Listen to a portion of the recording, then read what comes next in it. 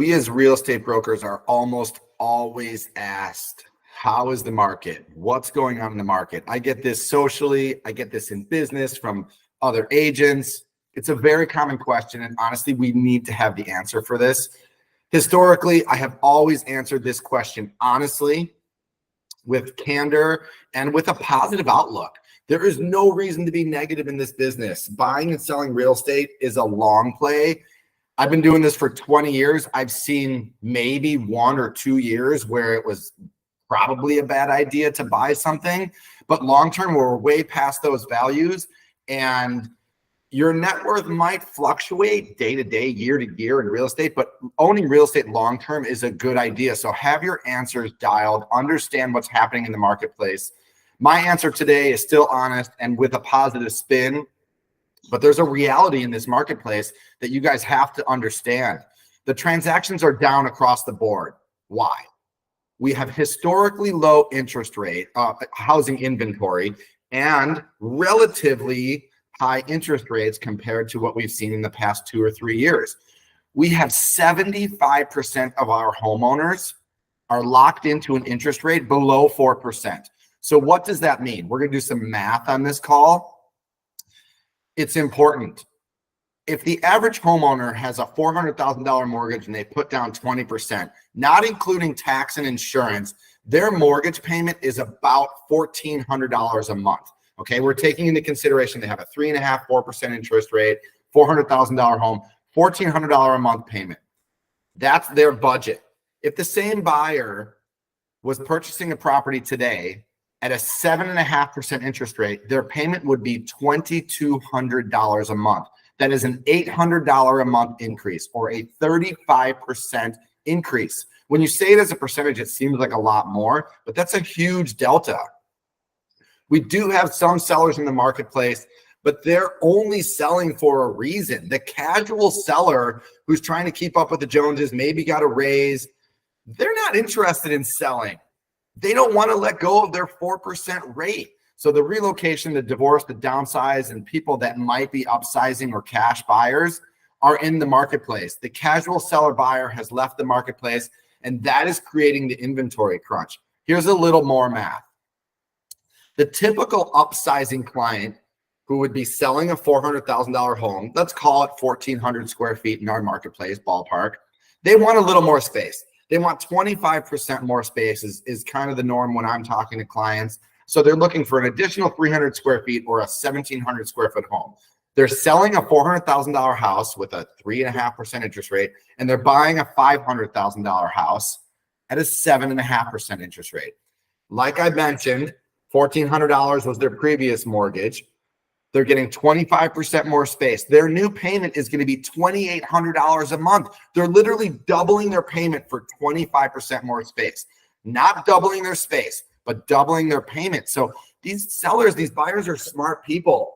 They want to understand budget. They want to understand what they're getting for their money. And it's hard for them to let go of a rate when the amount of space that they're capturing is not that much.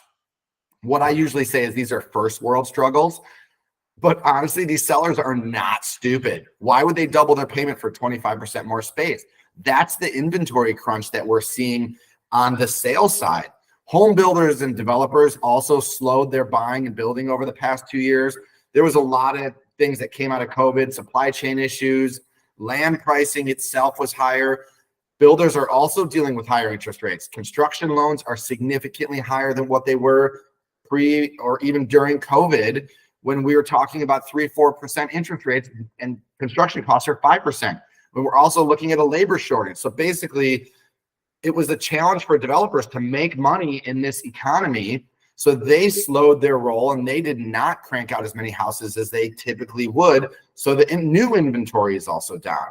That is the main reason we're also seeing stable pricing. If we had a massive surplus of homes with this interest rate, we would probably see a big push on pricing, and that would also create some uncertainty in the marketplace. Right now, sellers or homeowners are flushed with equity in their home. They have fantastic interest rates, and they're in a really comfortable position. They're just not doing deals, which is what's hurting our livelihood. So yeah, we have high interest rates, but the buyer demand, while not massive, is there, and it's keeping that supply demand curve stable.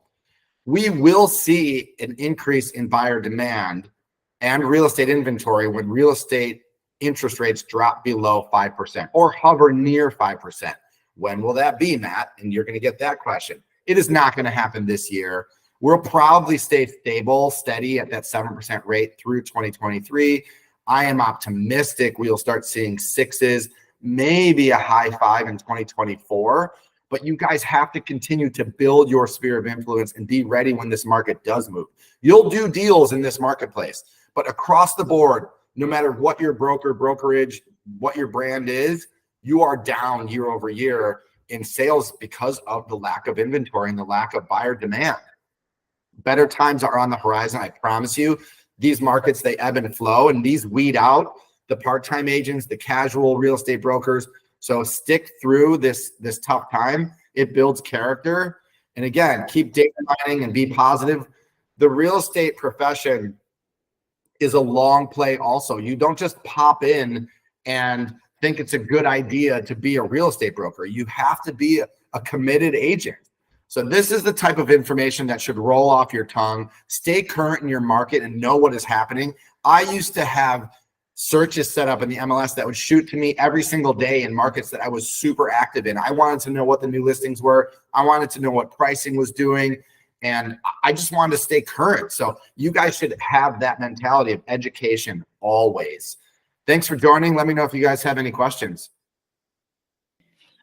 I have a quick question for you, Matt. I was actually just having a conversation with one of my clients last week about Airbnb and how there's all of these projections that Airbnb is failing and collapsing, and if he thought there would be an influx in inventory from Airbnb properties in Chicago specifically. I told him I didn't think so, but I wanted to hear your opinion. Yeah, I also don't think so. I would probably say if there are more restrictions on the Airbnb community, and there already are plenty of restrictions in the city of Chicago, the labor union and the hotel union are very strong here. It's still very manageable. I actually run a few Airbnbs here in the city, and I've dealt with the bureaucracy. If they start restricting Airbnbs, those people that own those properties will probably just switch to long-term rentals. I don't think there'll be a glut of Airbnb inventory. I think if people don't want to jump through hoops and deal with the bureaucracy of the city and the legislation they're putting on the Airbnb community, they'll just flip it to a long-term community or a long-term rental. Sorry. Cool. I appreciate everybody joining. Again, stay up to date in your marketplace. Continue talking to your sphere.